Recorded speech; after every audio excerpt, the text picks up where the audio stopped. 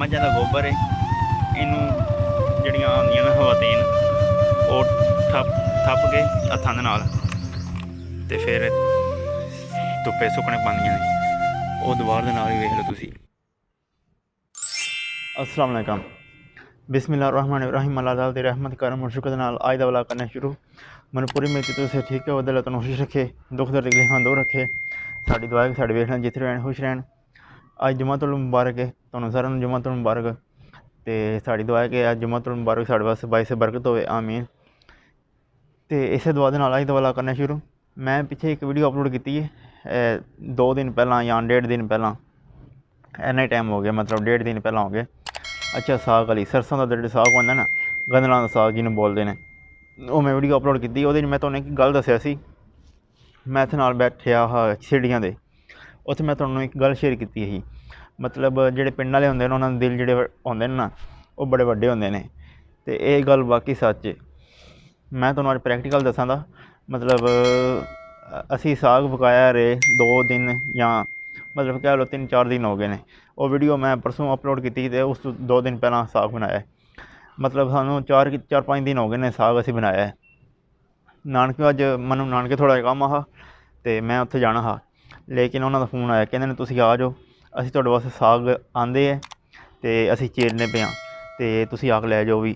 तो इस तो मुराद ये होंदा कि तुहानूं प्रैक्टिकल मैं दस्सण लग्या कि प्रैक्टिकल भी दिल वड्डा होंदा है, आखण नाल दिल वड्डा नहीं होंदा।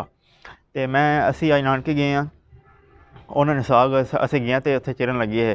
मैं तुहाडे नाल सारा डिस्कस करां दा, मतलब उत्थे मतलब नानी हरी फुफ्फो हरी ते साग चिरन लगे ने। मैं वो वीडियो तुहाडे नाल शेयर करां दा, लेकिन वो जिहड़ी आवाज़ है ना, मैं साइलेंट ते लावां दा, आवाज़ नहीं आवली। मैं बिच आवाज़ रिकॉर्ड अपनी करां दा, ते ओहदे वास्ते मतलब थोड़ा करना पैंदा माजरत। ते लेकिन वीडियो तुहाडे नाल शेयर होवे दी पूरी इंशाअल्लाह। साग चिरन दी, साग चिर मैं नानके गया पिंड उत्थे, ते ओह तुहाडे नाल शेयर पूरी होवे दी। ते बाकी जेह्ड़ा होंदा ना दिल, एह् सब तो ज़्यादा जेह्ड़ा होंदा ना, जेह्ड़ा इंसान होंदा है, एह्दी सारें तो ज़्यादा जिहड़ी मिठास होंदी है ना, ओह् ज़ुबान विच होंदी है। कड़वट भी जिहड़ी होंदी है ना, कड़वाहट, मतलब वो भी ज़ुबान विच होंदी है, ते मिठास भी जिहड़ी ओह् ज़ुबान विच होंदी, पूरे जिस्म तो लैके। मतलब जेह्ड़ा इंसान है ना, ये अपनी ज़ुबान तो पहचानेआ जांदा है। इहदे मत्थे ते नहीं लिखेआ होंदा बंदा किहो जेहा, एह्दी ज़ुबान होंदी है, एह्दा हलाक होंदा है, एह्दा बोलन चालन होंदा है सारा। एह्दा मतलब जिहड़ी ज़ुबान होंदी है ना, इनू तुसीं मिट्ठा कर लो तो बस सारियां गल्लां ही बेहतरीन हो जांदियां। ओह् मतलब अलामा साक बरदा मुस्तफाई साहब गुजराने दे ने, मैं उन्हां दा बहुत बड़ा मतलब फैन हाँ, बड़ा वड्डा। तो वो फरमाते हैं कि कोई भी चीज़ तुसीं अगर मूँगफली खान लगे हो या बदाम खान लगे हो, ऐं दा चीज़ अगर बदाम तुहाडे मूँह च एक बदाम कड़वा आ जाए ना, कौड़ा आ जाए, तुसीं 5-6 बदाम कट्ठे पांदे हो मिट्ठे, वा जिहड़ी करवाहट है खत्म हो जाए। कहते हैं अगर तुसीं मतलब गल्लां काहड़ियां ना, गल्लां काहड़ियां ने, मतलब भैड़ियां कह लो, या तो एकदम तुसीं ना मतलब खूबसूरत बोलना शुरू हो जाओ, दरूद शरीफ पढ़िया करो, ताकि जिहड़ी तुहाडी करवाहट है खत्म हो जाए ज़ुबान दी। इस वास्ते कि जिहड़ी ज़ुबान होंदी है ना, ये बड़ी चीज़ होंदी। ज़ुबान ही तुहानूं खोते चढ़ांदी है, तो ज़ुबान ही तुहानूं तख्त ते बुलांदी है। तख्त दा मुराद मतलब बादशाह कह लो, तो खोते दा मुराद बादशाह तो थल्ले लांदी है, ये ज़ुबान होंदी जिहड़ी।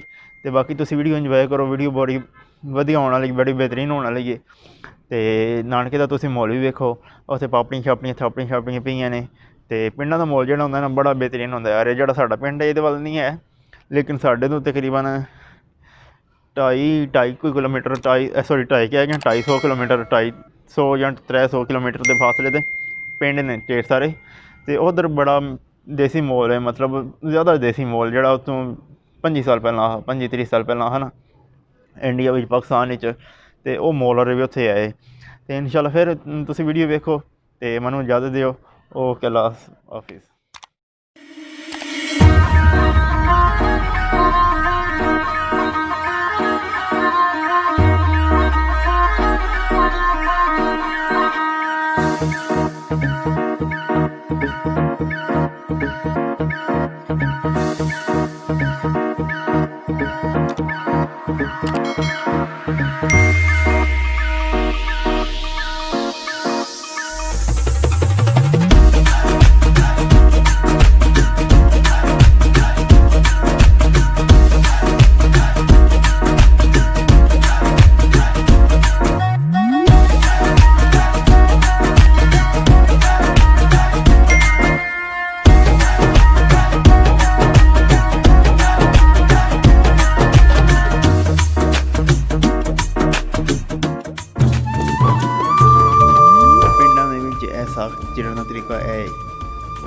ਪਹਿਲਾਂ ਜਿਹੜੀਆਂ ਗੰਦਲਾਂ ਹੁੰਦੀਆਂ ਨੇ ਉਹਨੂੰ ਸਾਫ਼ ਕਰੀਦਾ, ਫਿਰ ਦਾਤਰੀ ਅਤੇ ਮਦਦ ਨਾਲ ਇਹ ਵੇਖ ਲਓ ਜਿਕਣ ਦਾਤਰੀ ਅਤੇ ਮਦਦ ਨਾਲ ਇਹਨੂੰ ਛਿੱਲੀਦਾ।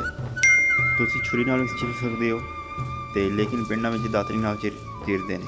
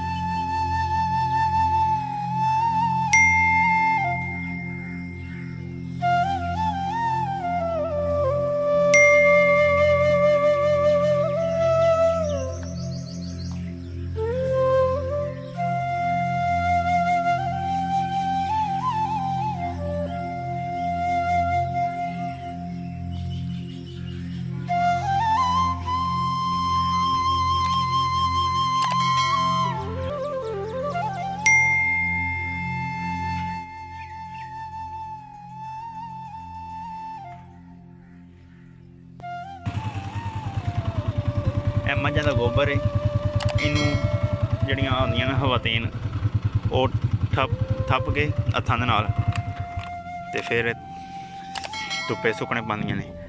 ਉਹ ਦੀਵਾਰ ਦੇ ਨਾਲ ਵੀ ਵੇਖ ਲਓ ਤੁਸੀਂ। ਇਹ ਫਿਰ ਅੱਗ ਬਾਲਣ ਦੇ ਕੰਮ ਆਉਂਦੀਆਂ ਨੇ, ਜਿੱਥੇ ਗੈਸ ਨਹੀਂ ਨਾ ਹੈ ਪਿੰਡਾਂ ਦੇ ਵਿੱਚ, ਇਹ ਉੱਥੇ ਅੱਗ ਬਾਲਣ ਦੇ ਕੰਮ ਆਉਂਦੀਆਂ ਨੇ। ਇਹਨੂੰ ਅਸੀਂ ਆਪਣੀ ਪੰਜਾਬ ਜ਼ਬਾਨੀ ਕਹਿੰਦੇ ਪਾਪੜੀਆਂ। ਇਹਨੂੰ ਜਿਹੜੀਆਂ ਹੁੰਦੀਆਂ ਬਰੀਕ ਉਹਨੂੰ ਪਾਪੜੀ ਕਹਿੰਦੇ ਨੇ, ਉਹ ਜਿਹੜੀਆਂ ਉੱਤੇ ਨੇ ਨਾ ਉਹਨੂੰ ਕਹਿੰਦੇ ਨੇ ਥਾਪੀ, ਇਹਨੂੰ ਪਾਪੜੀ ਕਹਿੰਦੇ ਨੇ। ਇਹ ਚੀਜ਼ ਇਹ ਵੇਖ ਲਓ ਜਿਹੜੇ ਡਾਲੇ ਪਏ ਨੇ ਇਹਨਾਂ ਉੱਤੇ ਲੱਗੀਆਂ ਨੇ।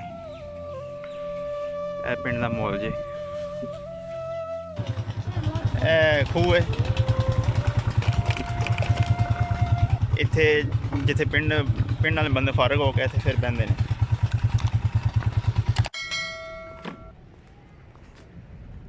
अस्सलाम वालेकुम। मैं रात में कुर्सी रखना भुल गया अंदर, तो हूँ मैं कुर्सी रखना आया तो चढ़ गई, अगला दिन शुरू हो गया।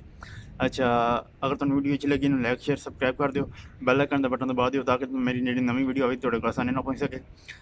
तो अपने दोस्तों फैमिली ना शेयर कर करो, मेहरबानी कर करो। इसका कोई पैसा पूसा नहीं है, मैं हर वीडियो कहना तो सबसक्राइब कर करो। ऐसे सबसक्राइब का बटन आमदा होने पे। तो फिर मिलते एक नवी वीडियो, तब तक के लिए अपने मेहमान को जल्दी ही अल्लाह हाफिज़।